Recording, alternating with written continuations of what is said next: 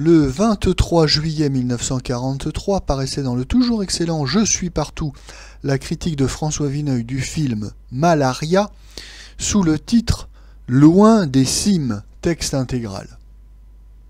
Nous avons pu décrire ici, durant des semaines, les sommets d'une grande saison cinématographique, selon le mot de mon excellent compère Nino Franck, dont on est heureux de revoir la signature dans la presse parisienne.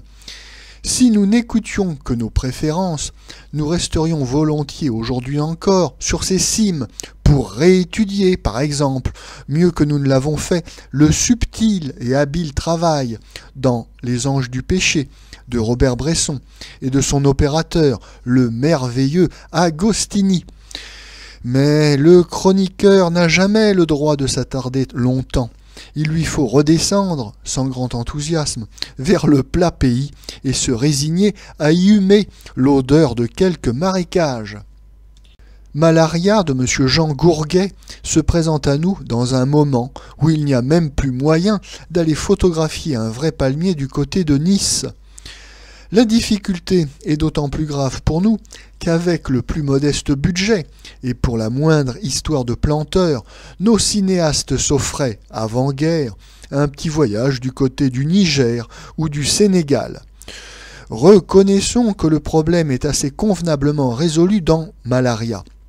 Sans doute, les plans en sont calculés au plus juste. La brousse y manque un peu d'horizon. Mais on peut répondre que c'est justement sa caractéristique. Ces quelques morceaux de forêt vierge et de villages nègres sont assez plausibles.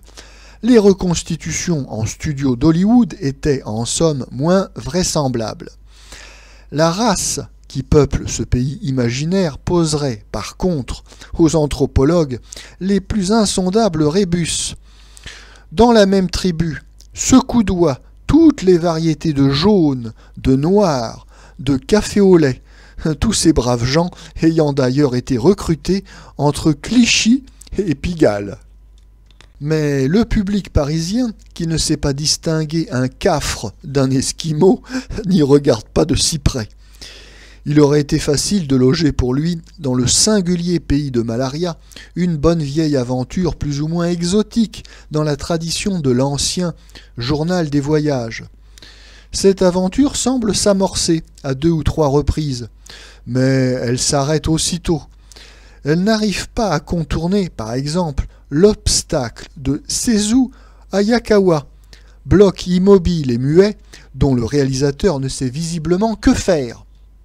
On aligne péniblement quelques poncifs tropicaux. Le coup de bambou. La jeune femme que la pluie énerve. Puis, c'est fini. Mais il faut encore dérouler les 4/5 du film. C'est beaucoup pour nous raconter la disparition d'un domestique et le trépas d'un neurasthénique, à quoi se résout, en somme, la partie la plus intelligible du scénario. On a bien essayé, ici et là, de créer le mystère, mais sans succès.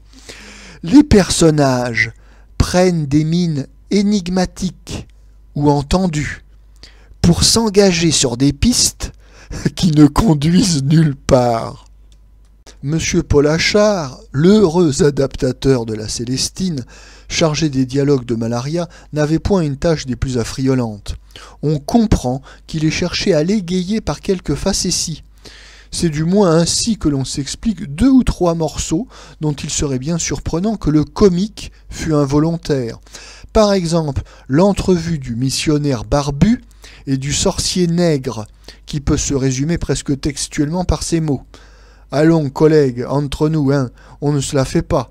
Explique-moi un peu le truc de tes gris-gris. » Mais le public est venu pour l'intrigue mouvementée qu'on lui promettait et qui fait défaut.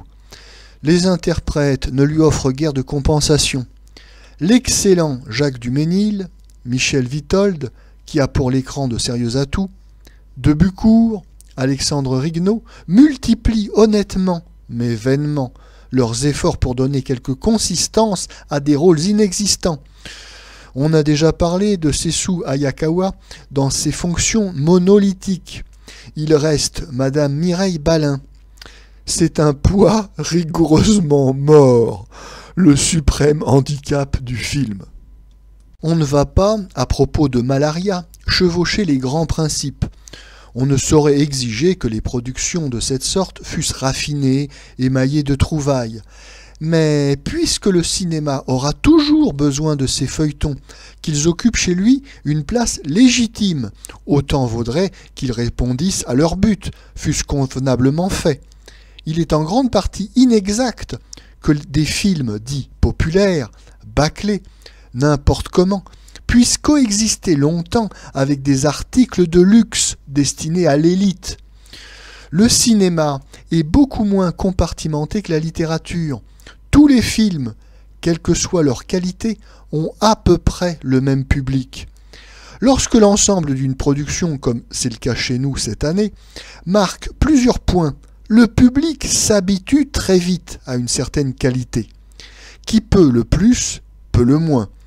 Pour une saison qui a vu les œuvres de Carnet, Becker, Daquin, Bresson, Autant-Lara et 10 autres metteurs en scène ou scénaristes, Malaria se situe à un niveau anormalement bas, comme disent les économistes, et le spectateur commence à se sentir frustré.